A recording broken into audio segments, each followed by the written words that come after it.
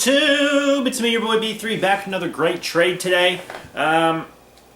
It's a pretty cool one. Got it for $9.97. An excellent deal. A steal, even. Because it normally goes for 25 bucks. I got it new. Superman Wonder Woman Volume 1 Power Couple. Yeah, you remember when Superman and Wonder Woman were an item? Well, you don't have to, because that's been wiped from continuity now. But, yeah, they had their own couples book, which I did want to read when it came out, but I just couldn't add it to my pull list. Plus, I wasn't very interested in New 52 Superman, but for $9.97, yeah, you bet your ass I'm going to get it, especially with this creative team. Charles Soule is the writer. Not super familiar with him, but Tony S. Daniel is the artist. And I love Tony S. Daniel. Not only is he an excellent artist, but he's a pretty damn good writer also. So, I'm very excited to see him on the book. I'm going to read you the back and the inside cover. The inside cover usually has a bit more info, so we're going to read the back first. Everyone knows Superman and Wonder Woman have joined forces to stop evil, but what will happen when their enemies, not to mention the general public, discover that the two of the strongest beings on Earth are partnering up in more ways than one? Fucking! How long can the world's most powerful couple keep their relationship a secret while also facing down some of the deadliest villains in the universe? Doomsday, Apollo, and Zod. In Superman Wonder Woman Power Couple collecting issues 1 through 7, rising star writer Charles Soule and sensational artist Tony S. Daniel launch an all-new ongoing series chronicling the epic adventures of two of the greatest superheroes of all time. Actually, Charles Soule. Red Lanterns. He worked on Red Lanterns. Red Lantern sucked. This book wasn't bad, though. It's not, like, blow your mind, super crazy good, but it's not awful either. It's just normal. It's not bad at all. It's just basic stuff, I guess. So it starts off, Superman and Wonder Woman are going to stop a big old storm that's blowing ships and planes away, and at the center of the storm is Doomsday, breaks both Wonder Woman's arms, and then disappears. Just disappears. Apparently he leaked out of the Phantom Zone. And it turns out that was Zod testing a way to escape from the Phantom Zone. So God escapes from the Phantom Zone. The Justice League of America, not the regular Justice League, the JLA at this point was a government-run Justice League with like Hawkman and Green Arrow and stuff. They go to confront Zod, get their asses fucking kicked, and Superman and Wonder Woman get Zod and take him back to the Fortress of Solitude and lock him up because they aren't sure what to think of him yet. Superman and Wonder Woman also go to see Hephaestus, and they're like, hey, can you make us some armor and shit? And he was like, hell yeah, anything for my sister. And then Apollo was there, and he kind of picked a fight with Superman by being an asshole. And the dumbass hit Superman with a sun blast. And of course Superman just absorbed the whole thing, right? And became like twice as powerful.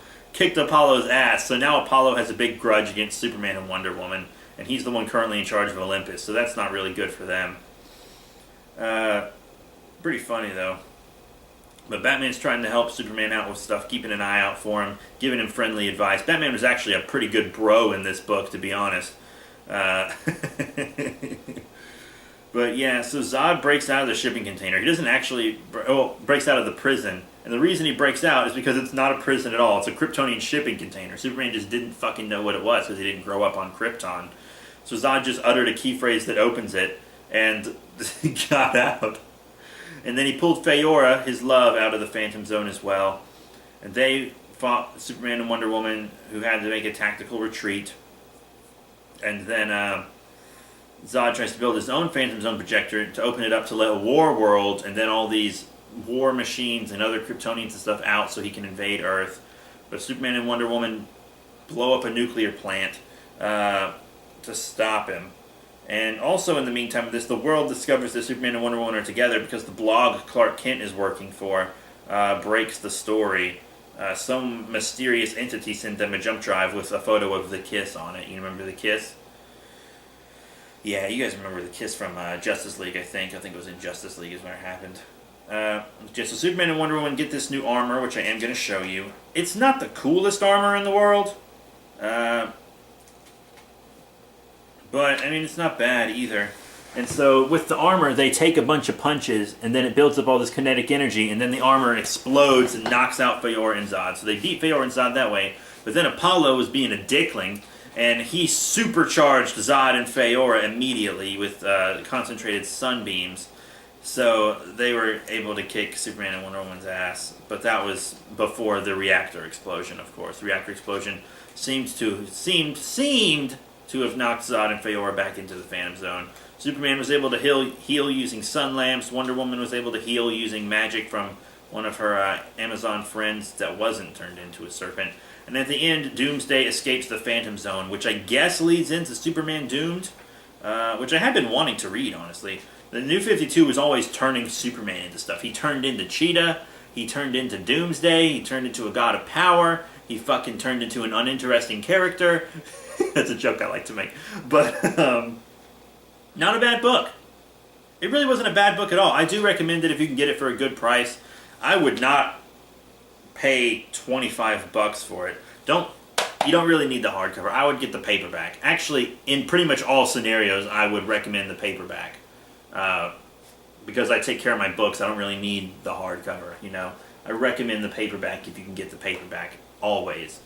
Especially in this case, though, because I don't feel like this story itself is worth $25. $16.99? Yeah. I mean, it's not a bad story at all. It's just basically your run-of-the-mill, Zod escaping from the Phantom Zone, Superman's got to put him back, but Wonder Woman's there, and there's all this relationship stuff. But to be honest, Superman and Wonder Woman, I never thought they would last as long as they did. They lasted for, like, the entirety of the New 52. And I didn't think they would. Because Superman's the type of guy that has to protect everybody, right? He's like, I gotta protect everyone. I gotta protect everyone. And Wonder Woman is the type of person that's like, I don't fucking need protected. I'm the most badass warrior in the world. Don't try to protect me. I'm an independent woman. I can do it myself. Which is all good. I mean, both those viewpoints are great. They're both great, excellent people.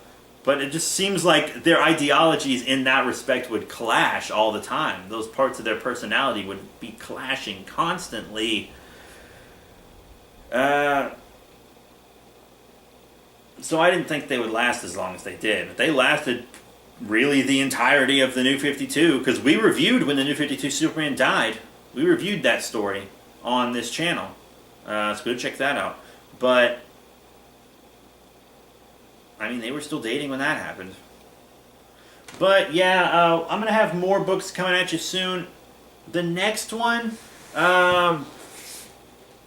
maybe Kong of Skull Island Volume 3, the final volume of Kong of Skull Island. I don't know. That's probably what I'll do next. I'm actually going to go swim in the pool. I'm at a condo right now, so I'm going to go swim in the pool for a little bit. But that's it. Thank you all once again for your support. Remember to rate, comment, and subscribe. Check out all the cool links in the description below, Facebook, Twitter, etc. If you want to see me review single issues of comic books instead of trades altogether, then you can check out my B3 Productions channel, my second channel. And I have comic book haul videos there, and I review single issues in the hauls. So that's it. Thank you all once again for your support, and I'll see you all later.